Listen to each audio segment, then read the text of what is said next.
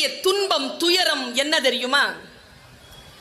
நம் வாழ்க்கையில் நாம் பலகாலமாக காத்திருக்கக்கூடிய அந்த சொல் இதோ வந்து சேரக்கூடிய அந்த சூழ்நிலை நிகழ்கின்ற அந்த வினாடியில விதியின் வசத்தினால் பக்கத்துல இருக்கிறவங்க கொஞ்சம் தள்ளி உட்காருங்கன்னு சொல்லுவாங்க.